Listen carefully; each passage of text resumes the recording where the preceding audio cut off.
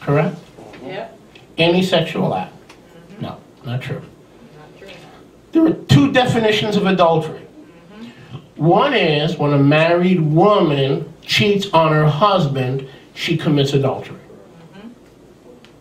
Some say when either the husband or the wife has intercourse with another person, it's adultery. So there can be some debate. There can be some debate. I'll say that again. It's either number one, when a married woman has intercourse with somebody else, or a married man or a married woman has intercourse with someone else. Some people say that's adultery. I'll give you that much. Okay? But from what I've come to understand, adultery, and again, this is an even more deeper understanding, is a woman who is married and cheats on her husband. When a married man cheats on his wife, it's fornication. But, and I don't want to get into this too deeply, the biblical definition for adultery or fornication to take place, there must be a consummation of the act. Now, this is not a license to sin. That's not what I'm saying.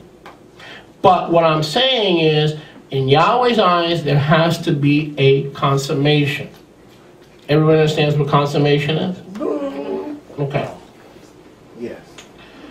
So, I don't want to get too deeply into this because we cover it in the book. Okay? And so I don't want to get too deeply. The point of the matter is, we need to know what adultery is. If you're a married woman and you have an affair outside of marriage, you have committed adultery. If you're a married man and you have an affair outside of marriage, depending on who you ask, you have either committed adultery or fornication. Either way, you can't do that, period. Okay? But what these bozos do is they say, well, for those who want to add a second or third wife, that's adultery.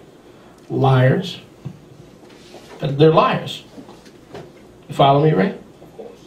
But they don't understand what adultery is. So it's the blind leading the blind. And if the blind lead the blind, what's going to happen? They're both going to fall into a ditch.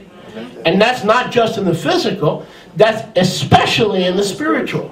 If you can't even define what adultery is, who are you to pontificate on sexual doctrines that the scriptures teach? All right. First, learn how to define adultery, and then, because when I grew up in the church, I'm being honest with you here. When I grew up in the church, I was taught that if there was a boy and a girl fooling around, that was fornication. Yep, that's what you thought. That's what I thought. Now, it sure sounds like fornication, doesn't it? Huh? If a boy and a girl fool around and they're not married, it sure sounds like fornication. But from heaven's perspective, there must be intercourse. You see the difference? And I'm not going to go into that. I'm not going to get into there because we can do this for 2 hours. We'll catch on that. Okay? I'm just trying to show you how we really have to line up our terms and our definitions with Yahweh. Baruch Hashem Yahweh. Let me put it to you another way. If a boy and a girl are sexually active, the odds are that if they don't somebody doesn't stop those two birds, a fornication will take place. Because one thing leads to another. Okay? And once you get into that point, then you have sexual intercourse. Now the boy and the girl have no choice. They have to get married. They just can't, well, you know, it was date rape. That's what they do. Well, you know, it was just, I just had a bad night. I was very weak. No. Get the rain. No. If the two of you start out with non-fornication, but you wind up having intercourse, now you got to marry that girl. And girl, you may not like the boy, but congratulations, you're now married. And you best get married. That's the way it goes.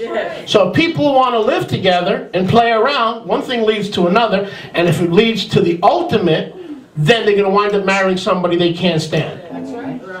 Which is why we shouldn't go down that path to begin with. But technically, two people messing around is not adultery or fornication. technically. But don't tell me I said it's okay. Because if you go down that path, you'll wind up marrying some jerk that you pray never comes home every night. Then you might marry that person too. So don't go down that way. But I'm just trying to show you how our definitions have to come from Scripture and not from religion. Because if they come from religion, we got to go by the church fathers. The church fathers said that celibacy was the highest form of devotion to God and the greatest fruit in the kingdom. Really? So let's take a look at all those people who are worried about plural marriage and all the broken lives and the bad fruit. Let's take a quick look at celibacy, won't we, Father Fox? And all the fruits. Was that you being taken away in handcuffs for putting your hand down the pants of little boys? Looking for boy toys? That's what I'm saying. It's producing fruits, all right. Oh, beautiful fruit to celibacy. Literal. Excuse me, mother. Is that your baby in the dumpster behind the church? Right, mother? You know the Catholic churches have to have their own garbage collection services in Europe back 300-400 years ago? Because all the babies that they fathered from the celibate priests, man-made celibate priests, they had to hire private firms, and the people who would haul away the trash were contracted for secretly, so the word wouldn't get out that the father stooped the nun. And where's the nun's babies? In the trash. Ooh, pardon me. We don't want to go down plural marriage route. We want to stick with celibacy. The truth of the matter is, monogamy has bad fruit. Plural marriage has bad fruit. Celibacy has bad fruit because the problem is the human heart. Yes. And not the format of marriage that you choose to pursue. The problem is right here with the human heart. It's the condition of the heart. That's it. Amen. Amen. Baruch Hashem. Yahweh. Okay, 15. Chet. Vav 6, Zion 7. Chet, the 8th commandment. You shall not steal. Simple? Simple as that. You shall not steal. People say, well, I'm not really stealing, I'm just temporarily borrowing. That's stealing, dog. Come on. I'm temporarily, but well, my boss he's the boss. He can afford the pen. Come on. He knows people are going to take pens. Sure he does, but that doesn't mean you've got to do it too. Go into your boss and say, hey, here are all the pens in my car that I was thinking, sorry, I want to return all the pens, all your pens. They're in my car. Your boss is going to give you a promotion. Here you are returning pens. Everybody else is hawking pens. Do not steal. Do not steal from Yahweh. Render unto Yahweh that which is Yahweh's, and render unto Caesar that which isn't Caesar's. Do we have to pay taxes? Technically, no.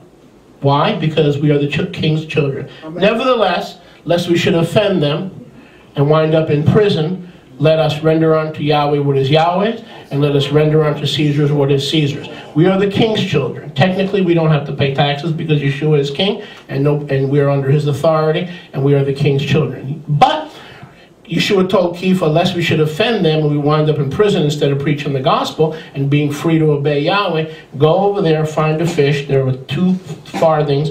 Take one for me and one for thee and pay the tax. Okay, so we're not to steal from the government. Give the government what is due in taxes, and then let the government steal from us, what they do. But you don't steal. All right? They will steal, and they will mess around with our money. But just make sure that it's you and I not doing the stealing, and that it's the government doing the stealing. Exactly. Baruch Hashem Yahweh. Tet 9. You shall not bear false witness against your neighbor. This goes right in line with murder. I think this false witness is one of the most wicked practices any of us, a human being, can do. Because a false witness can destroy character, reputation, which a man or woman can never get back, lives, family. And if you've ever been the object of false witness, as I know some of you in this room have, the result